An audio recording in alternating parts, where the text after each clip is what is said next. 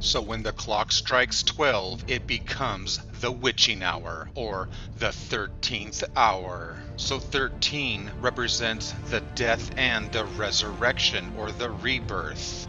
This is exactly why we have 13 Illuminati bloodlines. And of course, 13 is also sacred to the Freemasons, which is why the Illuminati USA seal is covered in the number 13.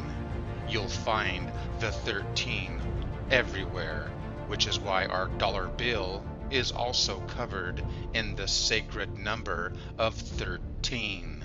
And that's exactly why America was born and rebirthed upon the 13 colonies, thus coming from the Bloody Virgin of Virginia.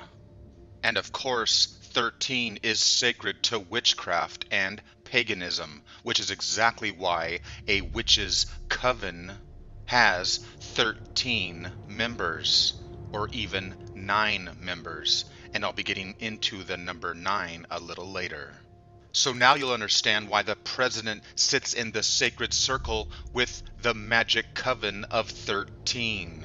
And that's why in videos like Lady Gaga, you'll find that she sits in the center as 13 surrounded by the 12, exactly like Jesus 13, who is surrounded by the 12 helpers, or the 12 disciples, which represents the sun in the center of the zodiac of the 12 houses. And of course you'll find 12 or 13 months in the Hebrew calendar. And I'm sure most everyone is well aware of Friday the 13th. Jason, the Slayer, who comes back from death and is resurrected and comes back to kill. And of course, Friday the 13th Part 2 was released on May 1st, the day of the Illuminati, on the night of the Black Moon. And that's why Jason is really just a code name for Jesus. And of course, Friday the 13th is connected to the Knights Templar, but I will be getting into that a little later in the video. And I'm sure that many people know that Tupac Shakur was sacrificed and killed on Friday the 13th. And of course, it was on the night of the Black Moon of Death. So now you'll understand the Festival of Coachella in 2012, held on Friday the 13th, where they brought Tupac Shakur back from the dead. They resurrected him. And of course he's wearing the sacred cross of resurrection, because he was reborn and rebirthed and returned from the dead. So now you know why the festival began just before midnight and ended during the 13th hour on Friday the 13th. So the 13th hour begins when the clock strikes 12, which is a time of death and rebirth. Thus, it is a time that can represent both the sun and the moon, both midnight and noon. So now you'll understand why they used to have gunfights at high noon, when the sun is the most high. It's a type of sun sacrifice. So this is why the Illuminati will hold their sacrifices during midnight or high noon, exactly like Dealey Plaza or Deity Lay, sacrificing the king, like they did with JFK on Bloody Elm Street at high noon, which of course is the 13th hour. Just like when they held the press conference for Lee Harvey Oswald at midnight during the 13th hour. And that's why they shot and killed Lee Harvey Oswald just before midnight, and he died during the 13th hour. And if you've watched my past videos, you'll know that the incident of the Titanic happened during the 13th hour, or the witching hour. And of course, it occurred on the night of the Black Moon of Death. And by the way, not only was Tupac killed during the 13th hour on the night of the Black Moon, will you believe it? So was Biggie Smalls, Notorious B.I.G. He was killed during the witching hour on the 13th hour. And of course, he was killed on the night of the Black Moon of Death. And by the way, Michael Jackson was also killed during the 13th hour at high noon. And yes, he was also sacrificed on the night of the Black Moon of Death. And of course they held his memorial on 7/7, 13 days after his death. And of course there's many more 13s associated with Michael Jackson. And I'm sure you're familiar with Sharon Tate. She was also surrounded by the number 13. And of course, she was slayed and sacrificed during the 13th hour, just after midnight. And by the way, Manson was on death row in cell 13. So not only was Sharon Tate sacrificed during the 13th hour, she was also killed on the night of the Black Moon of Death. And for those of you that got to watch my series on the Roman moon goddess, Princess Diana, you'll know that I revealed that she was killed during the 13th hour, the witching hour. And not only that, she was killed on the 13th pillar, on the 13th hour and the 31st day. And of course, she was killed on the night of the Black Moon of Death. And of course, she was killed by the monarch, or the monarchy. And would you believe that they made a video about her and released it on the night of the Black Moon? And even the film The Monarchy was released on the night of the Black Moon. So now you understand a little bit more about the 13th hour, or the witching hour. Which is why the witchcraft books of Harry Potter are released and held during the witching hour, during the 13th hour at midnight. And this is exactly why the video games that are satanic and full of witchcraft and bloody gore and slaying and killing that are made for kids are also released at midnight during the 13th hour, or the witching hour. So now I think you'll understand the significance of why The Dark Knight Rises was released at midnight during the 13th hour, and why there was a bloody slaying. And would you believe that Warner Brothers, that was also founded on the Black Moon, would release a 13-minute preview clip of The Dark Knight Rises? And by the way, if you're one of those who have apocalyptophobia and think the world is coming to an end because of the apocalypse, don't believe a word of it. It is just the Illuminati trying to scare the sheeple. Thus, the Mayan prophecy of 2012 is nothing but bullshit. It has absolutely nothing to do with reality. All it is symbolic symbolism of the 12 coming to an end and turning over to the reborn again from death, the resurrection from 12 to 13. So you see, it has nothing to do with the 12. It's all about the obsession of the Illuminati with the number 13.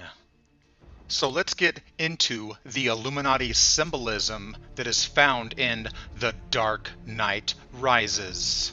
I mean, why do you think the killer, James Holmes, has red hair?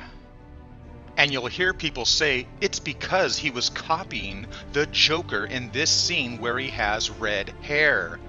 But that's not the whole truth. You see, the truth is he's copying the Joker who has red hair. But why does the Joker have red hair?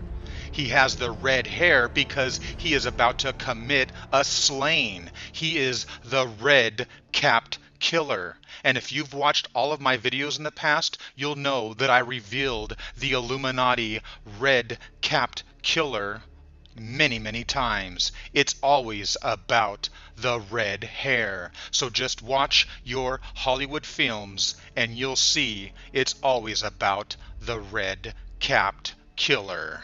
And of course, the Freemasonic order is related to the red-capped killer, or the red fez, the Phrygian red cap of death, the liberty cap, thus the red Phoenician fez that is dipped in blood.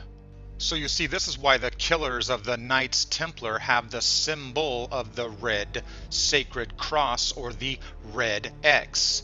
thus the symbol of death.